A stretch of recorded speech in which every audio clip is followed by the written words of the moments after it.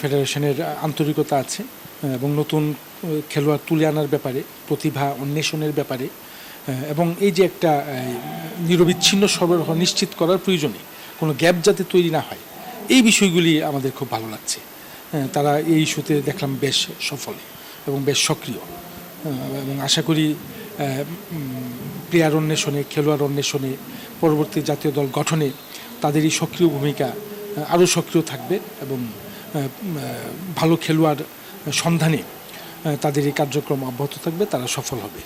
এটা সত্যি যে আমরা যত টুর্নামেন্ট আয়োজন করব, যত বেশি প্রশিক্ষণের আয়োজন করব, যত বেশি খেলার আয়োজন করব, ততই কিন্তু আসলে প্রতিভাগুলো বিকশিত হওয়ার সুযোগ তৈরি হবে, প্রতিভাগুলো শনাক্ত হওয়ার সুযোগ তৈরি হবে, প্রতিভাগুলো অন্বেষণ করবার একটি পথ তৈরি হবে।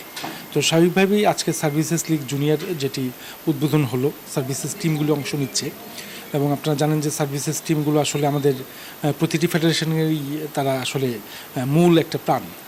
খেলোয়াড় সরবরাহ করার ব্যাপারে, নতুন খেলোয়াড় তুলে আনার ব্যাপারে সার্ভিসেস টিমগুলি আসলে ভালো ভূমিকা পালন করছে, আগেও পালন করেছে, এখনও করছে। তো এটুকু বলবো যে আজকের এই সার্ভিসেস লিগ যেটি শুরু হলো, নিঃসন্দেহে আমাদের পরবর্তী জাতীয় দল গঠনে একটা গুরুত্বপূর্ণ ভূমিকা পালন করবে, সহায়ক ভূমিকা পালন করবে।